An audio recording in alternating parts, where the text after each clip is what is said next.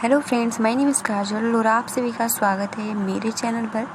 और आज के इस वीडियो में हम डिस्कस करने वाले हैं बहुत ही इम्पोर्टेंट टॉपिक। जैसे कि आपके सामने शो हो रहा है कि लेखकों का कथन। जी हाँ फ्रेंड्स, उन्होंने दिया है, तो इस वीडियो में हम डिस्कस करने वाले हैं और सभी के लिए ये नोट्स बनाए हैं। और जितने भी राइटर्स हैं, ठीक है, उनके अनुसार हमने शिक्षा अधिगम में जो इम्पोर्टेंट था, जो राइटर, उनका स्टेटमेंट इसमें लिखा है और मैं आप सभी को पीडीएफ भी प्रोवाइड कर दूंगी। और 100% कहती हूँ, इसमें से आपका एग्जाम में 100% इससे रिलेटेड प्रश्न पूछे जाएगा, तो आप बहुत ही अच्छे से इसको याद कर लीजिएगा। ये अभी पार्ट 1 है, ठीक है। और जो सीएस बच रहा है वो हम अगली वीडियो में डिस्कस कर लेंगे। फिलहाल जितना ये स्टेटमेंट है, आप देख सकते हो, बहुत ही मेहनत के साथ सिर्फ आप सभी के लिए हमने ये बनाया है। तो आपको क्या करना है, बहुत ही अच्छे से इसको याद करना है और पीडीएफ भी मैं प्रोवाइड कर दूंगी, ठीक है। तो चलिए फ्रेंड्स, हम स्टार्ट करते हैं। और अगर आपके फ्रेंड्स मित्र हैं तो आप उनको ये वीडियो सबसे पहले शेयर कर दीजिए। अब चलिए अच्छे से हम शुरू करते हैं। और हाँ, अगर आपने प्रीवियस वीडियोस नहीं देखा है तो मैंने प्लेलिस्ट बना दिया है, आप वहां से जाकर देख सकते हो। अब देख लीजिए लेखकों का कथन, ठीक है। अब सबसे पहले मॉरिसन, ठीक है, मॉरिसन राइटर है, मनोवैज्ञानिक है। उन्होंने 1934 में इस प्रकार शिक्षण का वर्णन करते हुए लिखा है। अब तो एक फायदा तो यही हो रहा है कि हमें इनका मत पता चल जा रहा है, इनके अनुसार शिक्षण की परिभाषा क्या है। और एक और फायदा हमको मिलेगा कि शिक्षण के बारे में हमें पता चल जाएगा कि शिक्षण होता क्या है, इसका अर्थ क्या होता है, इसकी परिभाषा क्या होती है, ठीक है। तो इन्होंने, मॉरिसन जो राइटर है, उन्होंने 1934 में शिक्षण पर अपने अनुसार बताया है कि शिक्षण वह प्रक्रिया है जिसमें अधिक विकसित, ठीक है, मतलब परिपक्व व्यक्ति कम विकसित व्यक्ति के संपर्क में आता है।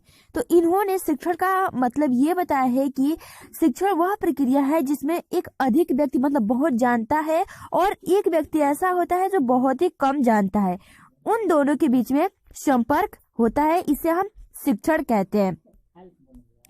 अगला है राइटर्स, वो है गेज, ठीक है। 1962 में इस प्रकार के शिक्षण के बारे में मत दिया है गेज ने। उन्होंने क्या बोला है, तो शिक्षण केवल पथ प्रदर्शक या निर्देशक के रूप में कार्य करता है और स्व अनुशासन पर बल देता है। बिल्कुल सही, जी हाँ, शिक्षण जो होता है वो केवल और केवल पथ प्रदर्शक या निर्देशक के रूप में कार्य करता है। जी हाँ, जैसे कि आपको पता है कि क्लास में अगर बच्चे हैं तो टीचर का काम क्या होता है, उनको मोटिवेट करना, उनको प्रेरित करना, उनको मार्गदर्शन दिखाना कि आप इस क्षेत्र में जा सकते हो, तो वही शिक्षण होता है। तो इन्होंने बोला है कि शिक्षक केवल पथ प्रदर्शक या निर्देशक के रूप में कार्य करता है और स्व अनुशासन पर बल देता है। अगले राइटर है, कुल हमने 30 राइटर्स के स्टेटमेंट लिखे हैं, तो बहुत ही अच्छे से आप इनको आज याद कर लीजिएगा, ठीक है। जैसे कि एडमंड एमिडोन 1967 में लोकतंत्र या जनतंत्र शासन प्रणाली की शिक्षा की परिभाषा दी है। तो इन्होंने क्या दिया है, शिक्षा पर परिभाषा दिया है कि शिक्षण को एक अंतः प्रक्रिया के रूप में परिभाषित किया जाता है, जिसके अंतर्गत कक्षा कथनों का समावेशित किया जाता है जो शिक्षक और छात्रों में कक्षा में होते हैं, ठीक है, जो शिक्षक और छात्रों में कक्षा में होते हैं। अगला आपका राइटर है, वो है ब्रूस बेकर। के अनुसार इन्होंने क्या दिया है शिक्षण पर, तो इन्होंने क्या कहा है कि शिक्षण में ऐसी व्यवस्था या परिस्थिति उत्पन्न की जाती है जिनमें छात्रों के समक्ष या छात्रों के सामने समस्याएं, कठिनाई उत्पन्न की जाती है तथा छात्र इन समस्याओं के समाधान के लिए अधिक सक्रिय होकर कार्य करते हैं और विषय वस्तु को सीख जाते हैं। तो बहुत ही अच्छा इन्होंने स्टेटमेंट कथन दिया है कि जब तक आप खुद से किसी भी समस्या का समाधान नहीं करोगे तब तक आप मतलब पूरे तरीके से एक्टिव, सक्रिय नहीं रहोगे। तो इसलिए जो शिक्षक होता है उसका ये पहला काम होता है कि किसी भी छात्र के सामने उसकी जो भी कमी है, जो भी कमजोरी है, उसके सामने लाए और उस समस्या को बताए कि हाँ, आप में ये समस्या है, और उसे बताया जाता है कि आप इसको दूर कर सकते हो। तो वो जो छात्र होता है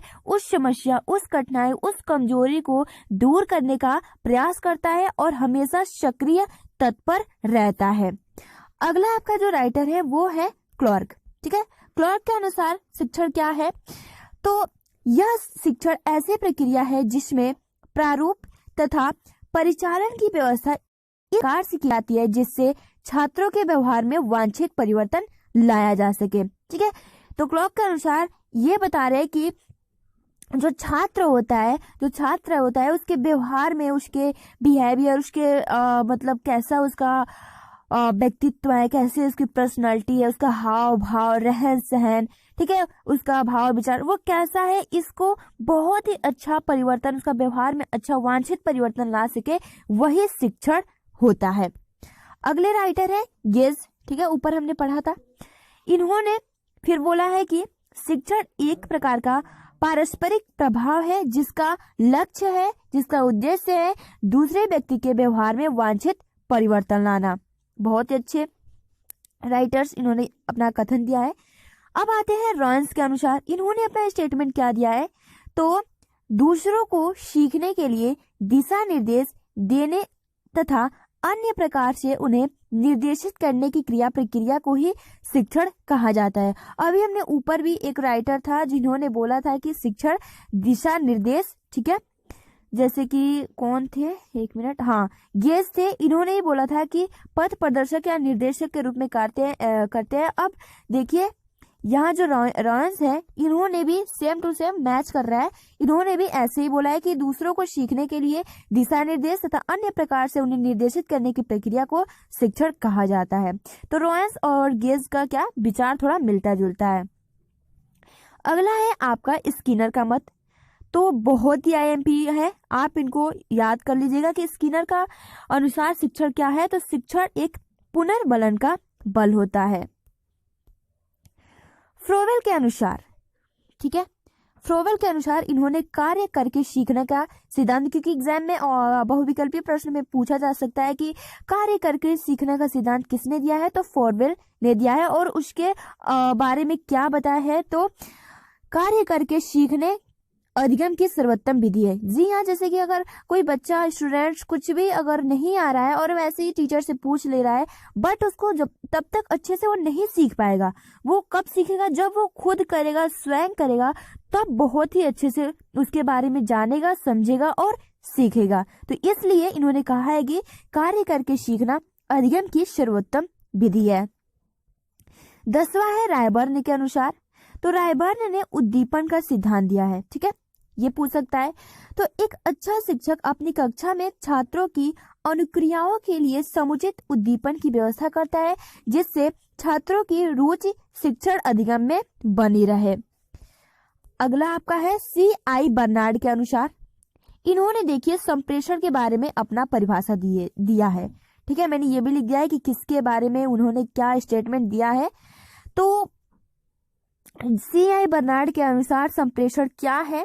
तो संप्रेषण वह साधन है जिसके द्वारा व्यक्ति एक ही संगठन एक दूसरे के साथ जुड़े हुए होते हैं ताकि एक साझा या सामान्य उद्देश्य प्राप्त किया जा सके।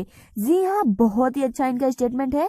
इन्होंने बोला है कि संप्रेषण वह साधन है, ठीक है, कम्युनिकेशन बोलते हैं जिसको, और हर एक दूसरे के व्यक्ति में, और आपको बता दो कि यह द्विपक्षीय होता है संप्रेषण। संप्रेषण वह साधन है जिसके द्वारा व्यक्ति एक ही संगठन में एक दूसरे के साथ जुड़े हुए होते हैं ताकि एक साझा या सामान्य उद्देश्य प्राप्त किया जा सके। अगले आपके राइटर है B.F. स्किनर ने शिक्षण सिद्धांत पर अपना मत दिया है। इन्होंने शिक्षण सिद्धांत पर अपना मत क्या दिया है ये देख लेते हैं। सिद्धांत एक न्यूनतम संख्या के लिए कम किए गए सूचना का एक औपचारिक प्रतिनिधित्व है। अब आते हैं अगले आपके राइटर ब्रूनर के अनुसार। इन्होंने शिक्षण सिद्धांत के बारे में अपना राय क्या दिया है? तो शिक्षण सिद्धांत उपचारात्मक होता है। यह ज्ञान अथवा कौशल प्राप्ति की अधिकतम प्रभावशाली विधियों से संबंधित नियमों को निर्धारित करता है तथा ऐसा मानदंड प्रदान करता है जिसके सहायता से शिक्षण या अधिगम का मूल्यांकन किया जा सके। अगले आपके राइटर है स्मिथ के अनुसार।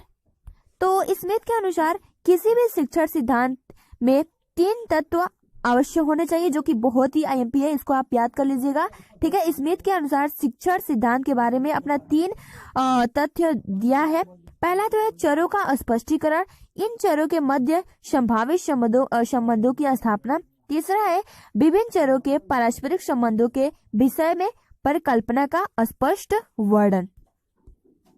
फिर आ गए हमारे गेज, जो बहुत ही अच्छे स्टेटमेंट देते हैं।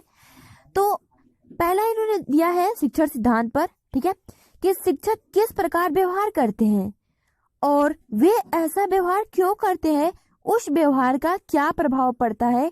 ये जो स्टेटमेंट दिया है ये गेज ने दिया है। अगला आपका है ट्रेवर्स के अनुसार तो शिक्षण सिद्धांत बहुत से तर्क वाक्यों का एक समूह होता है, जिसमें एक ओर शिक्षा के परिणामों तथा दूसरी ओर छात्रों की विशेषताओं में पारस्परिक संबंधों को स्पष्ट किया जाता है। अगला आपका राइटर्स है कॉर्लिंगर, जो कि बहुत ही अच्छा इन्होंने दिया है कि शिक्षण सिद्धांत शिक्षण की परिकल्पनाएं तथा संबंधित चरों की व्याख्या करते हैं, जिससे शिक्षण प्रत्यय को क्रमबद्ध रूप में प्रस्तुत किया जाता है। अब आते हैं अगले आपके राइटर डीजी रायन के अनुसार, आप रायन भी कह सकते हो केवल, शिक्षक व्यवहार में सुधार और परिवर्तन लाया जा सकता है। जो शिक्षक होता है वो आपके व्यवहार में सुधार में परिवर्तन ला सकता है। अब है क्रोनबेक के अनुसार, इन्होंने अपना अनुसार क्या मत दिया है, तो शिक्षण क्रियाएं अधिगम क्रियाओं को सुविधा प्रदान करने के लिए प्रयोग की जाती है, जहां शिक्षण क्रियाएं संपादित होने पर ही अधिगम होगा, मतलब सीखना होगा। 20वें नंबर पर आपके हैं राइटर्स रॉबर्ट गेने के अनुसार, शिक्षण के लिए अधिगम परिस्थितियां आधार होती है। रायबर्न के अनुसार विभाजन का सिद्धांत, जो कि बहुत ही इंपॉर्टेंट है, आपके एग्जाम में पूछ सकता है कि विभाजन का सिद्धांत पर रायबर्न ने अपना क्या कथन दिया है, या फिर विभाजन के सिद्धांत से कौन संबंधित है, तो वो रायबर्न है। इन्होंने बोला है कि एक विभाजन दूसरे विभाजन तक पहुंचा देता है, जिसके फलस्वरूप कक्षा के लिए हम कुछ भी, यहाँ देखिए कट गया है, तो हम बहुत ही आसानी के साथ सहज के साथ हम सीख सकते हैं। ठीक है, अगला है आपका कोमेनियम हर्बर्ट रूसो का मत शिक्षण सूत्र पर है। तो इन तीनों ने शिक्षण सूत्र पर अपना मत क्या दिया है, तो हम देख लेते हैं एक बार। ठीक है, हर्बर्ट स्पेंसर जी ने कहते हैं, रूसो और कोमेनियम। तो इन्होंने बोला है शिक्षण सूत्र पर शिक्षकों के अनुभव एवं शिक्षण शास्त्रियों की अपनी सूझबूझ एवं दार्शनिक परिप्रेक्ष्य पर आधारित वे मार्गदर्शक सुझाव जो शिक्षण अधिगम की प्रक्रिया को एक विशेष संकेत एवं दिशा प्रदान करते हैं, वही शिक्षण सूत्र कहलाता है। अब फॉरवेल ने क्या दिया है, बहुत ही अच्छा इन्होंने स्टेटमेंट दिया है, जो कि बहुत ही आईएमपी है, कि शिक्षण का उद्देश्य क्या होता है। शिक्षण का उद्देश्य यह होता है कि शिक्षण का उद्देश्य यह है कि अधिक से अधिक पाना, न कि अधिक से अधिक खोना। ये स्टेटमेंट किसका है, तो ये फॉरवेल का है। टी रायमंड का कथन है कि शिक्षण सूत्र उन तरीकों को बताते हैं जिससे यह आशा की जाती है कि सिद्धांत प्रयोग में सहायक है। अगला है आपका राइटर, यही आपका है रेमांड। ठीक है, रायमंड या रेमांड दोनों एक ही है। तो प्रकृति का अनुसरण, इन्होंने प्रकृति का अनुसरण के बारे में कुछ बताया शिक्षण सूत्र पर। तो इस सूत्र का अभिप्राय है कि हमको अपने साधनों को बालकों के शारीरिक मानसिक विकास के अनुकूल बनाना चाहिए। अब आते हैं लैंडन का मत, प्रकृति का अनुसरण पर ही है। हमारा शिक्षण और प्रशिक्षण बालक के विकास के नियमों और उसके मस्तिष्क के कार्य करते हैं विधियों के अनुरूप होना चाहिए। हर्बर्ट गुली का मत है कि शिक्षण सूत्र पथ प्रदर्शन करते हैं जिन सिद्धांत से व्यवहार में सहायता के लिए अपेक्षा की जाती है। क्रोचर के अनुसार शिक्षण प्रविधि की परिभाषाएं। अब देखिए क्रोचर ने शिक्षण प्रविधि की परिभाषाएं दी है। तो जिस प्रकार एक सैनिक को अनेक हथियारों का ज्ञान होना आवश्यक है, उसी प्रकार शिक्षक को विभिन्न शिक्षण विधियों का ज्ञान होना चाहिए। जॉन ड्यूवी के अनुसार शिक्षण प्रविधि के बारे में बताया कि व्यवस्थित विधि वह रास्ता है, ठीक है, जिससे व्यवस्थित सामग्री का सामग्री के विकास का निर्णय किया जाता है। कोई भी शिक्षण विधि बिना प्रक्रिया या प्रविधि के अधूरी रहती है। बिना टेक्निक्स के कोई भी शिक्षण नहीं हो सकता है। ठीक है, तो टेक्निक्स होनी चाहिए, प्रविधि होनी चाहिए। थॉट एवं ग्रेबरिज के अनुसार विधि प्रक्रियाओं की सुप्रभाषित संरचना है जिसमें परिस्थितियों की मांगों के अनुसार विभिन्न प्रविधियां या युक्तियां निहित होती है। तो आज के लिए हमने 30 राइटर्स के कथन डिस्कस किए जो कि बहुत ही आईएमपी प्रश्न थे।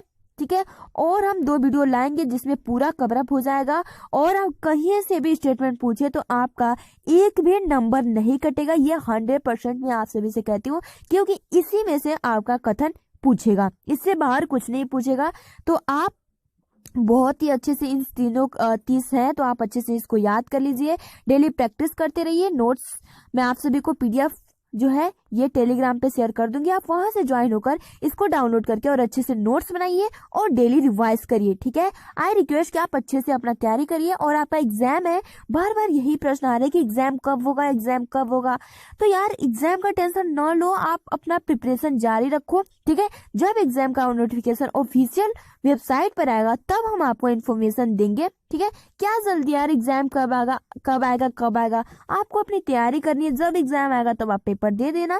ठीक है, वैसे मैं बता दूं कि अभी एग्जाम आपका फरवरी या मार्च से स्टार्ट हो जाएगा, क्योंकि अभी टीचिंग स्टार्ट नहीं हुआ है। जो 1 महीने के लिए जाना होता है प्राथमिक क्लास में, वहां पढ़ाना होता है, तो उसके बाद ही आपका एग्जाम स्टार्ट होगा। तो अभी एग्जाम में टाइम है, तो टाइम ही क्या मतलब, वैसे सब खत्म ही होगा, 1 महीना आपका वैसे ही खत्म हो जाएगा। इसलिए आपको एग्जाम का कोई भी टेंशन नहीं लेना है, सिर्फ और सिर्फ आपको अपना तैयारी, फोकस अपने स्टडी पर होना चाहिए।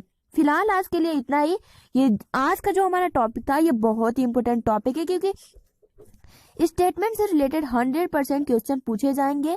तो आप इसको अच्छे से याद कर लीजिए, क्लियर कर लीजिए। और अगर आपके फ्रेंड्स मित्र UPDLED के फर्स्ट सेमेस्टर में है तो आप उनको ये वीडियो जरूर शेयर करिए ताकि उनको भी कुछ हेल्प मिल सके। और वीडियो पसंद आई हो तो लाइक करिए, और अगर आप हमारे चैनल पर नए हो तो चैनल को सब्सक्राइब कर सकते हो। ठीक है, तब तक के लिए आप अपना अच्छे से तैयारी करो। तब तक के लिए थैंक्स फॉर वॉचिंग।